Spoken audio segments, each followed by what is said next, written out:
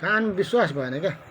हजुरलाई चाहिँ खुबै आयो मम्मी बा आफूले लेखेर थर्काइदिइसक्नु भएको छ हजुरले।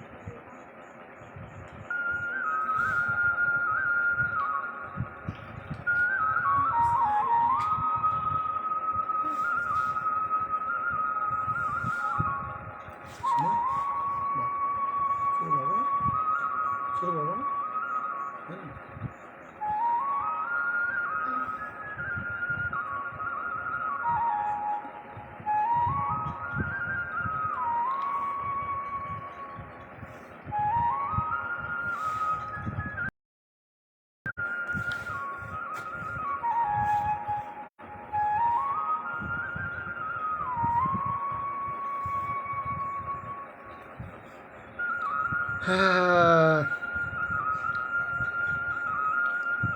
यो चस्मा पुछेर ल्याउँदा नानी त्यो उसमा कपडामा चस्मा आँखै उभो भयो।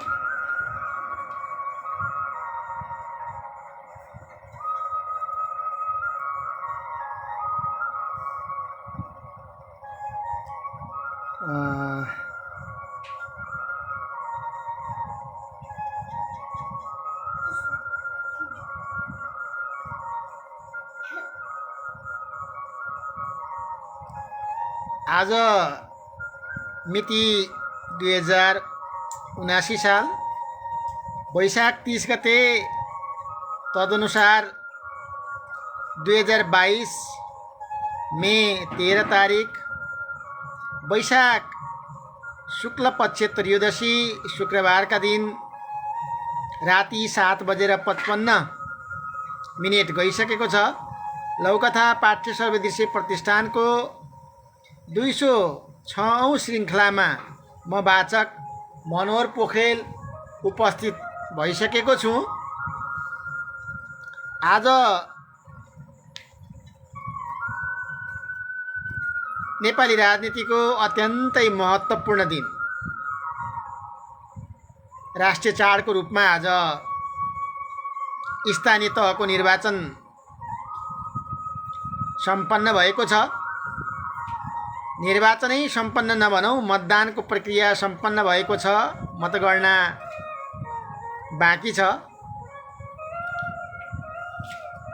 मतगणना स्थलमा धमाधम मतपेटिकाहरू आउने क्रम जारी छ, आइरहेको छ। केही ठाउँमा, थोरै ठाउँमा, अत्यन्तै न्यून सङ्ख्यामा केही घटनाहरू बाहेक निर्वाचन शान्तिपूर्ण सम्पन्न भएको छ। केही ठाउँमा झडपहरू, हिंसाहरू पनि भएका छन्। 89,92,010 जना पुरुष र 87,41,530 महिला र 183 अन्य मतदाता गरी झन्डै 1,77,33,723 जनाले मतदानमा भाग लिन पाउने अवस्था थियो। त्यसमध्ये कतिपय मतदाताहरूले मत खसाउन सकेनन्।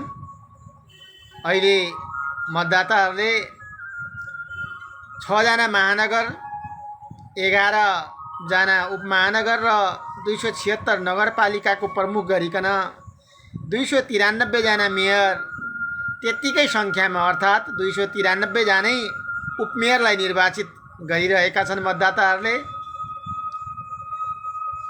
गाउँपालिका अध्यक्ष 460 जना र त्यत्तिकै सङ्ख्यामा अर्थात् 460 जना नै गाउँपालिकाका उपाध्यक्षहरू निर्वाचित भइरहेका छन्।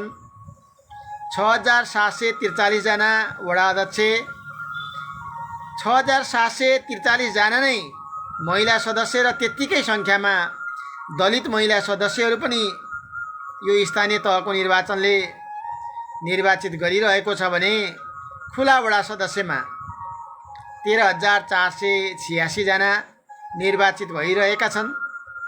यसरी हेर्ने हो भने मुलुकभरिमा झन्डै 35,221 जना जनप्रतिनिधिहरू निर्वाचित भइरहेका छन्।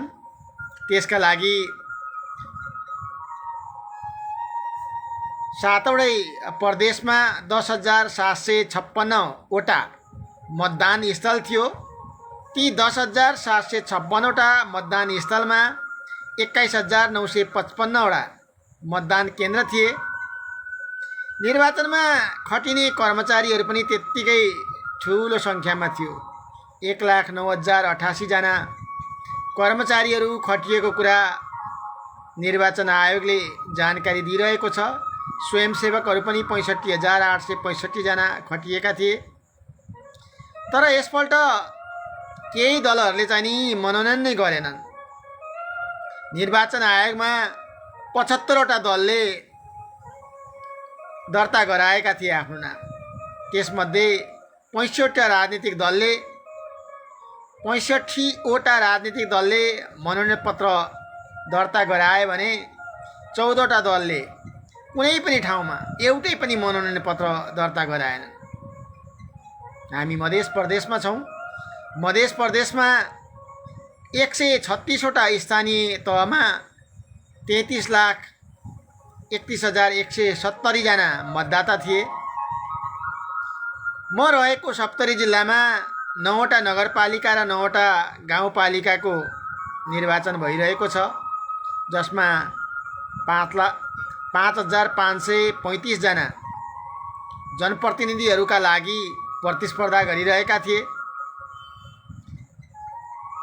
यसरी 753वटा मुलुकभरिमै निर्वाचित स्थानीय तहको निर्वाचनको अब मत परिणाम भोलिदेखि आउन सुरु हुन्छ। आज कतै निर्वाचनको अन्तिम बेलामा, निर्वाचन भइरहेको बिचको बेलामा र धेरै ठाउँमा निर्वाचनको मतदानको कार्य सम्पन्न भइसकेपछि बर्खा भएको छ। यो बर्खाले सबै फोहोरहरूलाई पखाल्न सकुन्, धोइ पखालु गरून्, सफा गरून् भनेर कामना गर्न चाहन्छु र म लौकथा वाचनतर्फ जान चाहन्छु।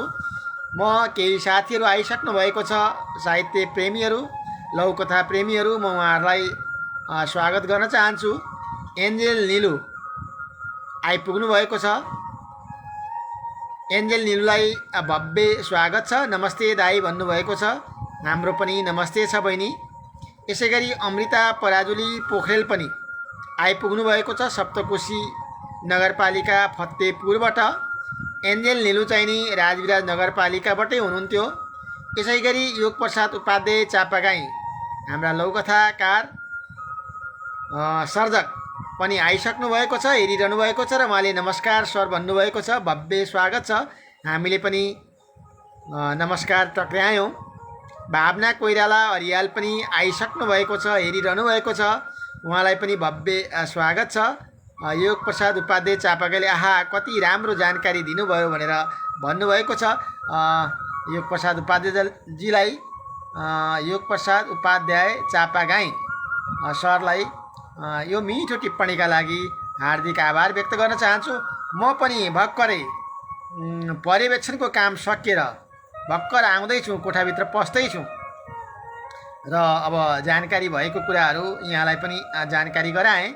यहाँहरूले पनि सकेको टिप्पणीहरू गरिदिनु हुनेछ भन्ने अपेक्षा गर्छु र मैले 5वटा लौकथा वाचन गर्न अनुमति चाहन्छु। सबैभन्दा पहिले लौकथा छ आदर्श शीर्षकको लौकथा, जसलाई दुलुमणि उपाध्यायले लेख्नु भएको छ।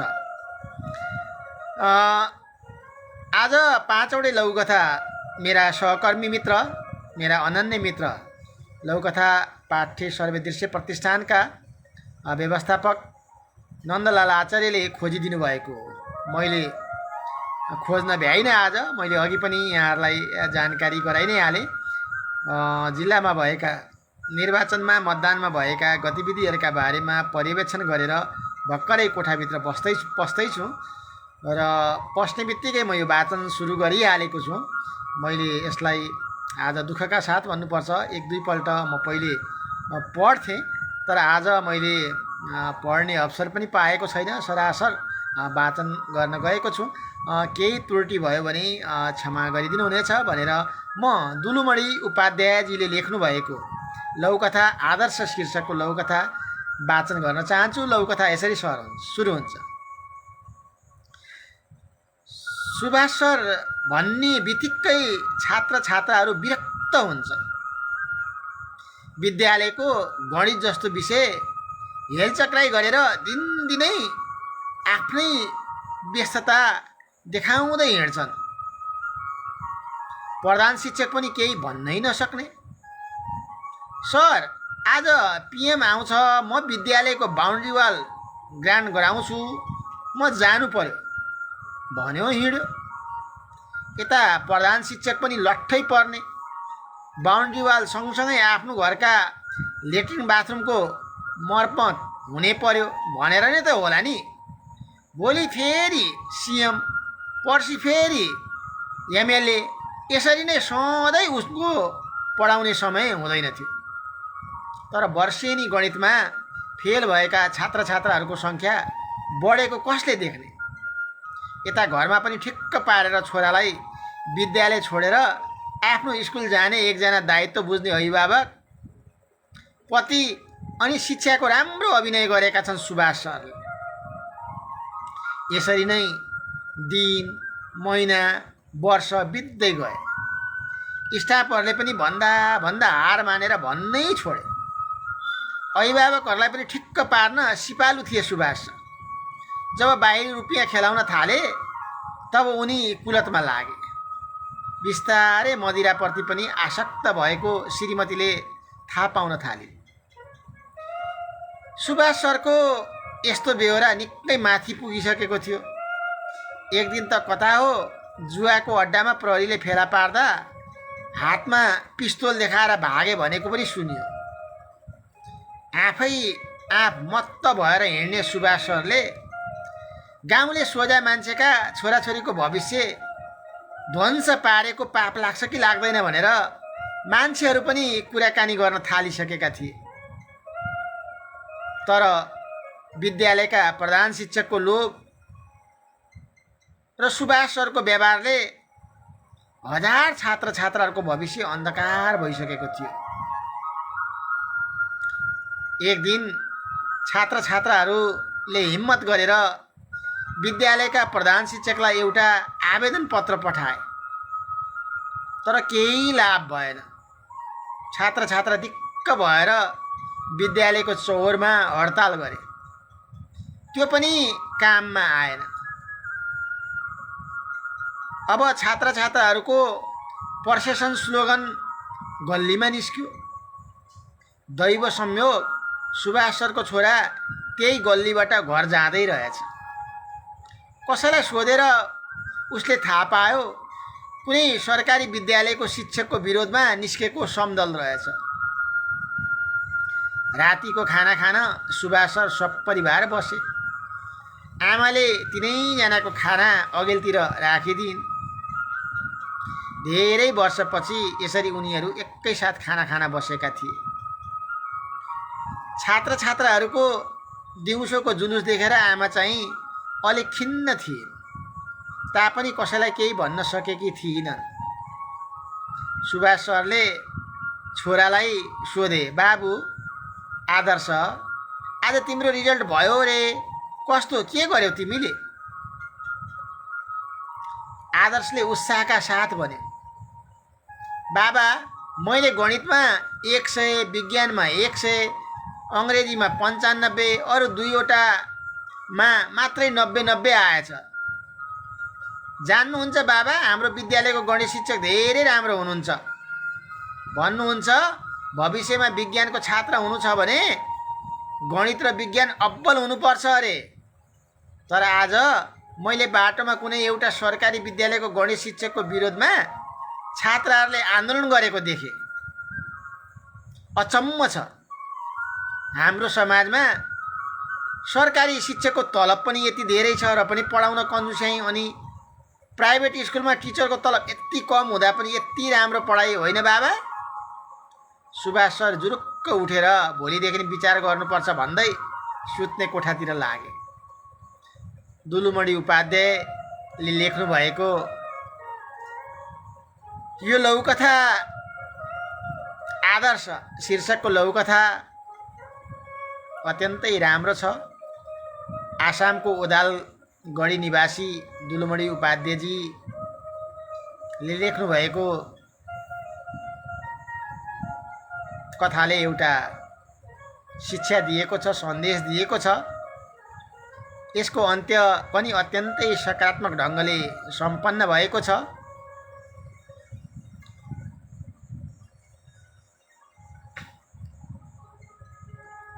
लघुकथा त वास्तवमा एउटा पूर्ण कथा पनि हो। छोटो संरचनाभित्र घटनाको आदि मध्य अन्त्यको सुव्यवस्थित रखाइ छ। यसमा सन्देश पनि जीवन्त छ। यसले सूचना दिएको छ, शिक्षा दिएको छ, ज्ञान दिएको छ।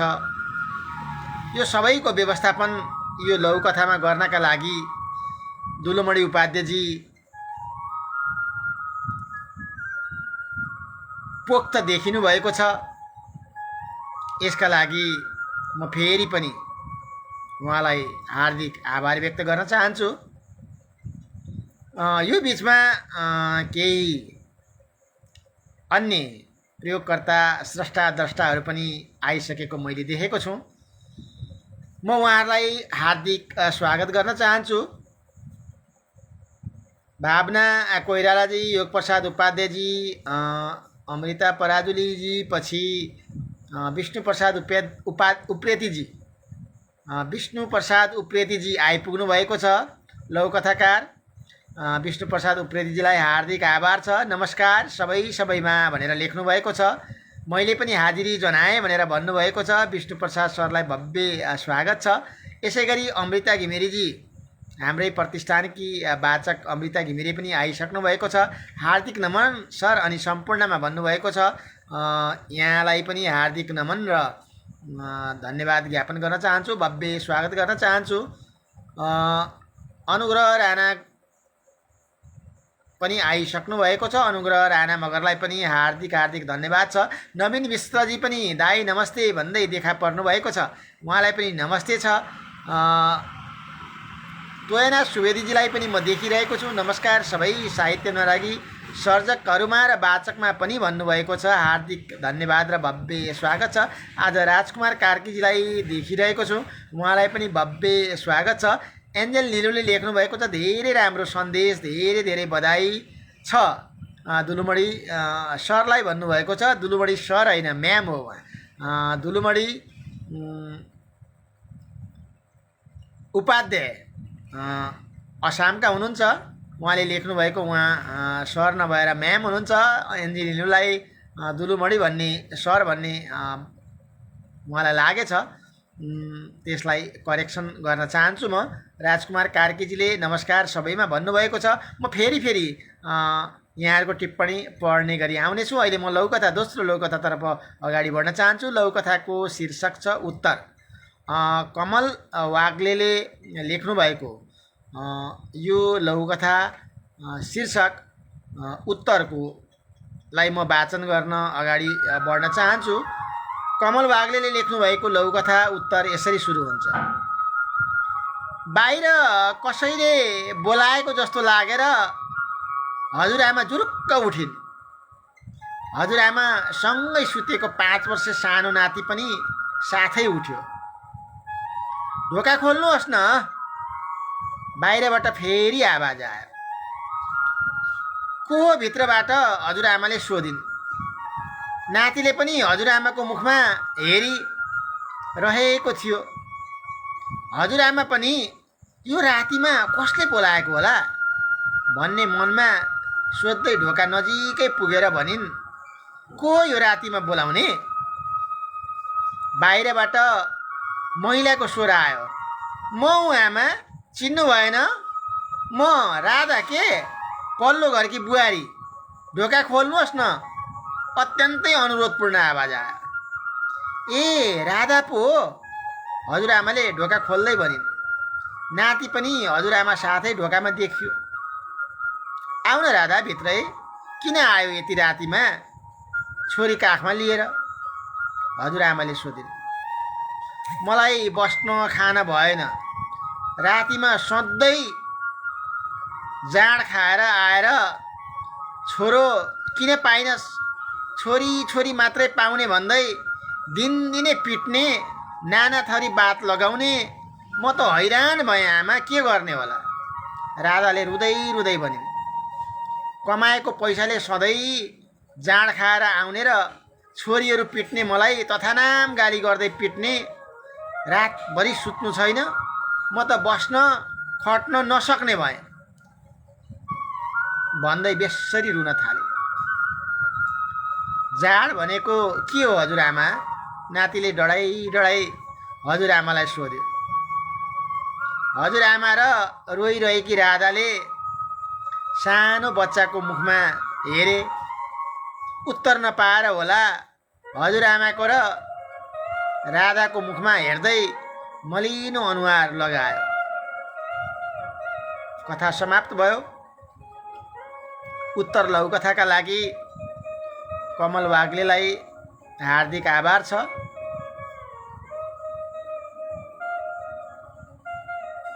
उत्तर साँच्चै नआएको, निरुत्तर बनाएको अवस्था छ। बालकले जाँड भनेको के हो हजुरआमा भनेर सोधेपछि त्यसको उत्तर दिन अप्ठ्यारो भएको छ। यहाँ महिला हिंसामा परेको कारणले गर्दाखेरि राति अबेला छिमेकीको घरमा आश्रय लिन जानु परेको अवस्था एउटा समाजमा यस्ता घटनाहरू छन् र यी घटनाबाट प्रेरित भएर लघुकथाकार कमलजीले यसरी लेख्नु भएको छ। घटना कथावस्तु हिंसाका बारेमा, महिला हिंसाका बारेमा छ र भाषा शैली पनि हेर्ने हो भने बाह्य रूपमा प्रकटीकरण गर्ने ढङ्गको कथावस्तुलाई बाह्य रूपमा प्रकटीकरण गरिएको छ। कथावस्तुलाई लक्ष्यसम्म पुर्याउनका लागि राधा हजुरआमासँगै बालकको पनि सहयोग लिएको छ र यो बाल मनोविज्ञान पनि छ यसमा, महिला हिंसा सँगसँगै, र यसले उत्तरविहीन बनाएको छ। र यसका लागि कमल वाग्लेजीलाई हार्दिक आभार व्यक्त गर्न चाहन्छु। आजको 206औं श्रृङ्खलामा सबै स्रष्टा द्रष्टा वाचक लघुकथा प्रेमीहरूलाई हार्दिक स्वागत र भव्य स्वागत गर्न चाहन्छु। आज निर्वाचन सम्पन्न भएको छ। धेरै ठाउँमा छिटपुट घटना हुन सकेन, केही घटनाहरू भए। कतिपय ठाउँमा उदयपुरमा मैले जानकारी पाएअनुसार गोली चल्यो, मान्छेको मृत्यु भयो। मतपेटिका मतपत्र लुट्न आएको आरोपमा गोली चलेको भन्ने समाचार सुन्नमा आएको छ। सप्तरी जिल्लाको डाक्नेश्वरी नगरपालिकामा मतदान अधिकृतले एउटा छापमा एकजना अशक्त महिलाले अराएको भनेको एउटा छाप, मतदान अधिकृतले अर्कै छापमा लगाइदिँदा त्यहाँ पनि मतदान अधिकृतमाथि कुटपिट भएको छ। मतपेटिकाहरू तोडफोड भएको छ। त्यहाँको निर्वाचन पनि स्थगित भएको छ। त्यो बाहेक सप्तरी जिल्लामा अन्यत्र घटना सुनिएको छैन। रूपनी गाउँपालिका 5 नम्बर वडा बसपिट्टी स्थित वडा कार्यालयमा अबेलासम्म मतदान भएको छ। पानी परेको कारणले गर्दा त्यहाँ अलिकति केही विवाद भएको सुन्नमा आएको छ। त्यसबाहेक सप्तरी जिल्लामा शान्तिपूर्ण ढङ्गले निर्वाचन भएको अहिलेसम्म मेरो जानकारीमा छ। 2 ठाउँमा बाहेक अन्त सबै ठाउँबाट शान्तिपूर्ण निर्वाचन सम्पन्न भएको भन्ने खबर आइरहेको छ। तपाईहरूको जिल्लामा, तपाईहरूको गाउँठाउँमा पनि शान्तिपूर्ण ढङ्गले सम्पन्न भएको होला भन्ने अपेक्षा गर्छौँ। अब यो निर्वाचनले 6वटा महानगरमा, 11वटा उपमहानगरमा, 276वटा नगरपालिकामा मेयर र उपमेयर 293 जना मेयर र उपमेयरलाई निर्वाचित गर्दैछ भने 460 जना गाउँपालिका अध्यक्ष र त्यतिकै सङ्ख्यामा गाउँपालिका उपाध्यक्षलाई निर्वाचित गर्दैछ। वडा अध्यक्षको सङ्ख्या 6743 जना हुनेछन्। महिला सदस्य पनि त्यत्तिकै सङ्ख्यामा, दलित महिला सदस्य पनि त्यत्तिकै सङ्ख्यामा, खुला वडा सदस्य 13,486 जना गरेर जम्मा 35,221 जना जनप्रतिनिधिहरू हामी निर्वाचित गर्दैछौँ। केही ठाउँमा स्थगित भएको छ, त्यो ठाउँमा पुनः निर्वाचन गरे पश्चात मात्रै मतगणना कार्य हुनेछ, नभए सर्वदलीय बैठक सम्पन्न गरेर मतगणनाको क्रम कतिपय ठाउँमा आजैबाट पनि सुरु हुनेछ भने कतिपय ठाउँमा कर्मचारीहरू पनि र राजनीतिक दलका प्रतिनिधिहरू पनि थाकेका हुनाले भोलिदेखि सुरु गर्ने भन्ने कुरा पनि आइरहेको छ। यही बिचमा एउटा कमेन्ट आइपुगेको छ, एउटा होइन 2-3वटै कमेन्ट आइसकेको रहेछ। विशु श्रेष्ठ थपलिया नमन छ, म पनि सुन्दैछु भनेर भन्नुभएको छ। यहाँलाई हार्दिक स्वागत छ, भव्य स्वागत छ। दिपेश सापकोटा पनि आइपुग्नु भएको छ, हजुर नमस्कार भन्दै हुनुहुन्छ, हाम्रो पनि नमस्कार छ। गजल आचार्य पनि आइपुग्नु भएको छ, उहाँले पनि नमस्कार हजुरहरूलाई भन्नुभएको छ। विद्यानन्द बेदर्जी पनि नमस्कार दाई, गाउँबाट हेर्दैछु भन्नुभएको छ। उहाँ धरानबाट निर्वाचनमा मतदान गर्न सम्भवतः गाउँ आइपुग्नु भएको छ। उहाँलाई पनि भव्य स्वागत छ। यसै गरी एन्जेल निनुले पनि यो महिला हिंसा कहिले अन्त हुन्छ खै भनेर भन्नुभएको छ। जबसम्म हामी हिंसाको प्रतिवाद गर्दैनौँ,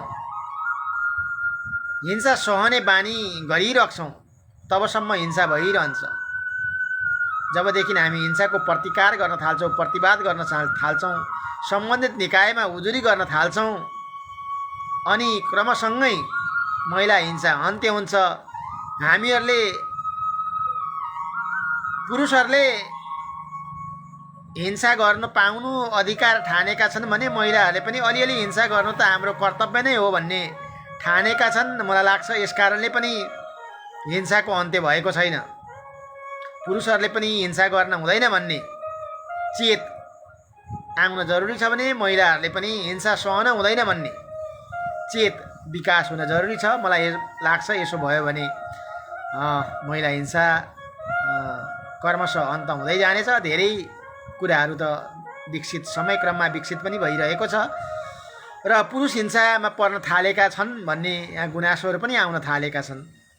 म तेस्रो लौकथा वाचन गर्न गइरहेको छु, आफ्नो मान्छे शीर्षकको लौकथा, जसलाई अनुग्रह राणा मगरले लेख्नु भएको छ। अनुग्रह राणा मगर पुष्प अहिले भर्खर हामी बिचमै हेरिरहनु भएको थियो, हुनुहुन्छ भने योग प्रसाद उपाध्यायजी, अमृताजीहरूलाई म देखिरहेको छु, अन्य साथीहरूलाई पनि देखिरहेको छु, मिसु श्रेष्ठ थपलियाजी, दिपेश सापकोटाजी, गजल आचार्यजी, एन्जेलजी लगायतलाई म देखिरहेको छु।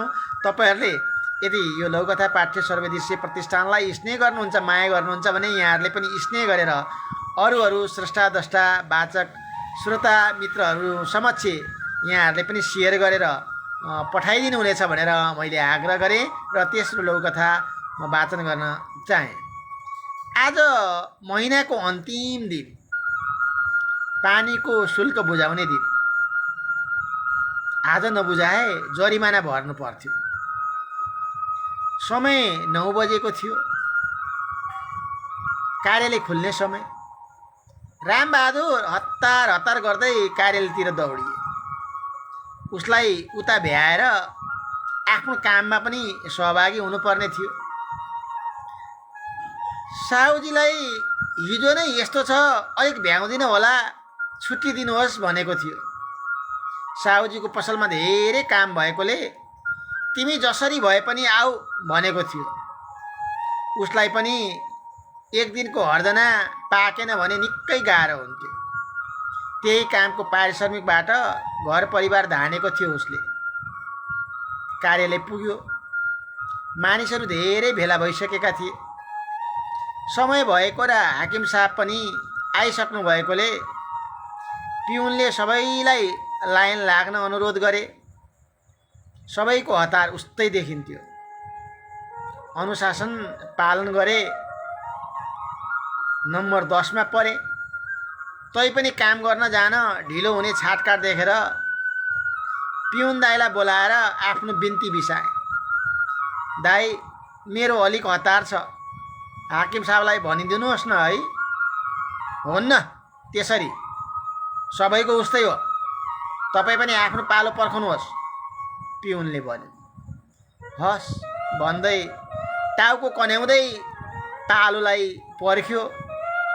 मानिसहरू एकपछि अरू थपिँदै गए। एकजना भने सरासर अगाडि गए, फटाफट शुल्क बुझाएर गए। एकछिन त रामबहादुर छक्क पर्यो, मनले मानेन। पिउन दाईलाई बोलाएर भन्न थाले, तपाईँ त पालै पालो भन्नुहुन्थ्यो, ऊ त पछि आएर अगाडि गएर बुझाएर गयो त, के हो? पिउन दाईले मुसुक्क हाँस्दै भने, ए ऊ त हाकिम साहबको आफ्नो मान्छे हो नि त। कथा सकियो। आफ्नो मान्छे लौकथाका लागि अनुग्रह राणा मगर पुष्पलाई हार्दिक आभार छ।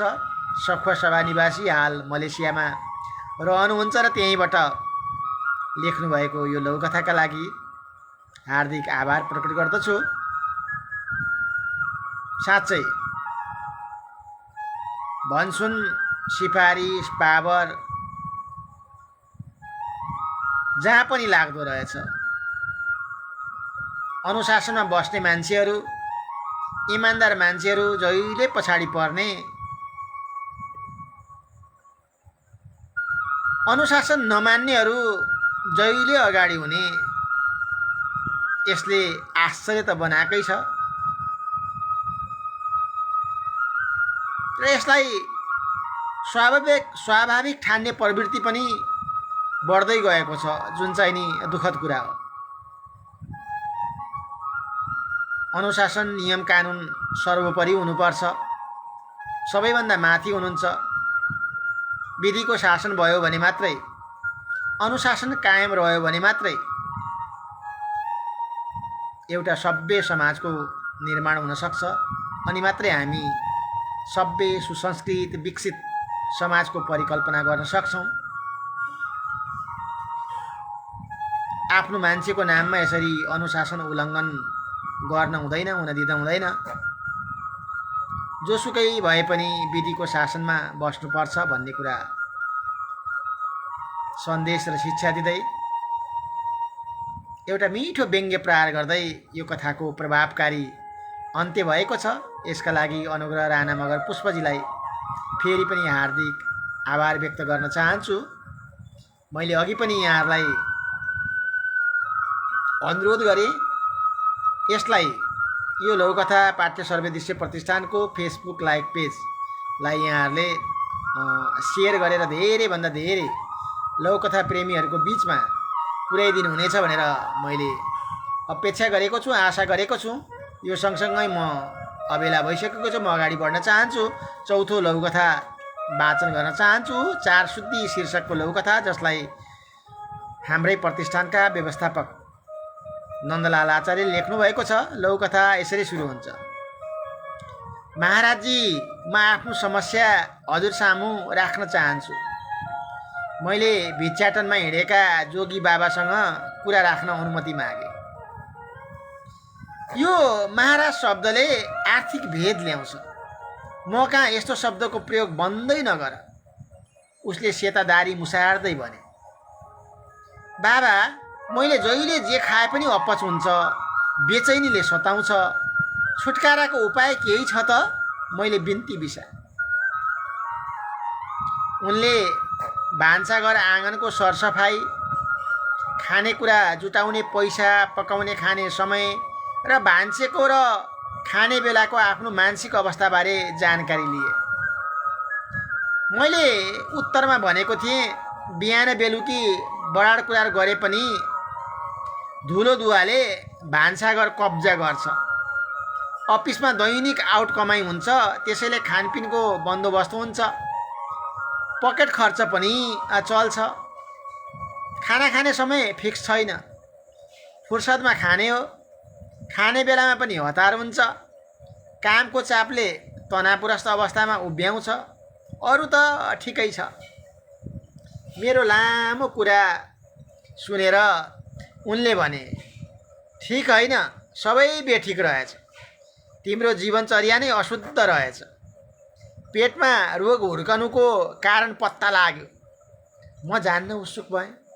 उनले थपे, यी 4 शुद्धिकरण गर, क्षेत्र शुद्धि, द्रव्य शुद्धि, काल शुद्धि, भाव शुद्धि, सबै ठिक हुन्छ, नत्र जीवन नै रोगको राजधानी बन्छ।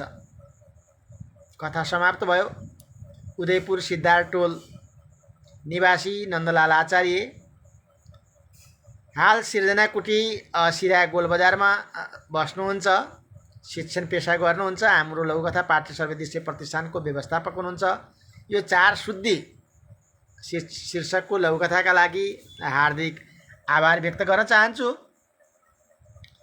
अत्यन्तै शिक्षा दिएर कथा सम्पन्न भएको छ। 4वटा शुद्धिको अर्थ लगाएर पनि गएको छ। साँच्चै रोगको कारण हामी आफै हौँ र रोगलाई निदान गर्ने उपाय पनि हामीसँगै छ। केही नियमहरू पालना गर्यौँ भने धेरै रोगहरू त हामीलाई लाग्दैन। सबै कुरोको नियम छ, खानेको पनि नियम छ, सुत्नेको पनि नियम छ, तर यो सबैको टुङ्गो नभएका कारणले गर्दा मान्छे बिरामी पर्ने, रोगको घर हुने स्थिति छ। लघुकथा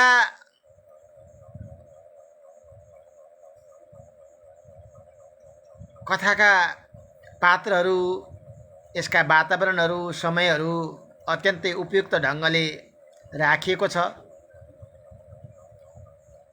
एउटा लघुकथामा हुनुपर्ने कुराहरू लघुकथाका बारेमा, जेका बारेमा विषयवस्तु लेख्न खोजिएको, यसको परिवेश, दृष्टिबिन्दु, उद्देश्य हेर्ने हो भने यो कथा 4वटा शुद्धिको सन्देश र शिक्षा दिँदै अन्त्य गर्ने यसको उद्देश्य, यसको सन्देश दिने उद्देश्यका कारणले गर्दाखेरि कथा श्रेष्ठ देखिएको छ। यति मिठो लघुकथाका लागि हाम्रो लघुकथा सर्वदलीय प्रतिष्ठानका व्यवस्थापक नन्दलाल आचार्यलाई हार्दिक आभार गर्न चाहन्छु। मैले फेरि पनि यहाँहरूलाई भने, हामी धेरैजनालाई जननिर्वाचित गर्दैछौँ। 35,221 जनालाई हामी निर्वाचन गर्दैछौँ, जसका लागि 1,77,33,723 जना मतदाता थिए। त्यसमध्ये मेरो अनुमान यहाँको हेरेर 70% भन्दा बढी मतदान भएको हुनुपर्छ र नयाँ जनप्रतिनिधि स्थानीय तहमा दोस्रो कार्यकालको जनप्रतिनिधिहरू छनौट भइरहेको छ। आज यति महत्त्वपूर्ण राष्ट्रिय चाड 5 वर्षका लागि हामीले पक्कै पनि हाम्रो नगरको, गाउँको विकास गर्ने प्रतिबद्ध भएका इमानदार व्यक्तिहरूलाई छनौट गर्नेछौँ, त्यसलाई मतदान गऱ्यौँ र भोलि उनीहरूले हाम्रो गाउँठाउँको विकासका लागि महत्त्वपूर्ण भूमिका निर्वाह गर्नेछन्। नीति निर्माणदेखि लिएर भएका निर्णयहरूको कार्यान्वयन, त्यसको अनुगमन, बजेट विनियोजनका कुरा, ऐनहरू बनाउने कुरा, पिछडिएका र पछाडि परेका समुदायसम्म विकास पुर्याउने कुरामा जनप्रतिनिधिहरूको ध्यान पुग्नेछ भनेर आशा गर्दै अब 5औं लघुकथा वाचन गर्न गइरहेको छु, जसको शीर्षक बलि छ। बालकृष्ण खनालले लेख्नुभएको यो लघुकथा यसरी सुरु हुन्छ। दसैँको, नवरात्रिको, महाअष्टमीको दिनमा दुर्गा देवीको थानहरूमा मौला गाडी, राँगा, बोकाको बलि दिने चलन छ। हाम्रो वैदिक परम्परा मान्ने प्राय हिन्दू समुदायहरूमा यस्तो खालको परम्परा छ। बुधे पनि त्यसै समुदायभित्रको सदस्य न पर्यो। उसले पनि केही भाकल गरेको रहेछ। कालिका देवीसँग उसले पालेको बाख्रोको पाठो भक्कर पुग्दै थियो। उसको दिदी 5-6 वर्षकी थिए। मैले यसलाई फेरि दोहोऱ्याएँ। बुधे पनि त्यसै समुदायभित्रको सदस्य न पर्यो। उसले पनि केही भाकल गरेको रहेछ कालिका देवीसँग। उसले पालेको बाख्रीको पाठो भर्खर महिना दिनको हुँदै थियो। खेल्ने उफ्रने अति चञ्चले। बुधेको छोरो पनि 3 वर्षको भर्खर पुग्दै थियो। उसको दिदी 5-6 वर्षकी थिए। बुधे र उसका केही साथी सङ्गीहरू त्यो पाठो काखीमा च्यापेर कालिकाको मन्दिरतिर लागे। अनि त्यो बुधेको छोरो पनि मुनु पाठी भन्दै पछि लाग्यो। अनि मन्दिर पुगेर पाठोलाई अक्षता पातीले पुजेर मनसाउन लागे पनि सानो बच्चाले मेरो मुनुलाई के गरेको बाबा? अनि बुधेले भन्छ पूजा गरेको छोरा एकछिनपछि च्वाट्ट पाटो काटिन्छ, त्यो बच्चा रुँदै घर आउँछ। अनि सबैजना घर आउँछन्। कन्याहरूलाई टीका लगाएर दक्षिणा दिने कार्यक्रम हुन्छ। अनि छोरीलाई आफूतिर बोलाउँदै बुधेले भन्छ आऊ छोरी पूजा गरेर टीका लगाइदिउँ। अनि उसको सानो भाइले नाइ मेरी दिदीले नकाट नजाऊ, दिदी पूजा गरेर त काट्छन् भन्दै रुन्छ। कति मिठो सन्देश दिँदै भावुक बनाउँदै कथा समाप्त भएको छ। यति मिठो लघुकथाका लागि बालकृष्ण खनाल सरलाई सलाम गर्न चाहन्छु, हार्दिक आभार व्यक्त गर्न चाहन्छु। आज वाचन भएका अधिकांश लघुकथाहरू मैले सुरुमा पढ्न पाएको थिइनँ। आजभन्दा अगाडि भइरहेका वाचन एकपल्ट पढ्ने गर्थेँ, तर आज निर्वाचनको पर्यवेक्षणको काम सकेर रिपोर्ट सक्ने बित्तिकै यता वाचन गरिहाल्नु पर्ने भयो। धन्य मित्र नन्दलालजीले कथाहरू छनौट गरेर मलाई पठाइदिनु भएको छ र वाचन गर्न पाएँ। तर वाचन गरिसकेपछि एउटा कुरा थाहा भयो, अधिकांश लघुकथाहरू बाल मनोविज्ञानमा आधारित छ र अत्यन्तै महत्त्वपूर्ण छ। पूजा गरिसकेपछि त बाख्रीलाई काटे जस्तै पो हुने हो कि भनेर सानो भाइ 3 वर्षको भाइ डराएको छ र दिदीलाई नजाऊ भनेको छ। त्यो बाख्राको 1 महिनाको पाठो पनि त त्यसै गरी टुरो भएको छ। त्यो बोकाको खसीको कसैको बलि दिँदाखेरि यो पशु हत्याको विरोधमा पनि छ यो कथा। जीव हत्याको विरुद्धमा यसरी एउटा सन्देश दिँदै यो कथा समाप्त भएको छ।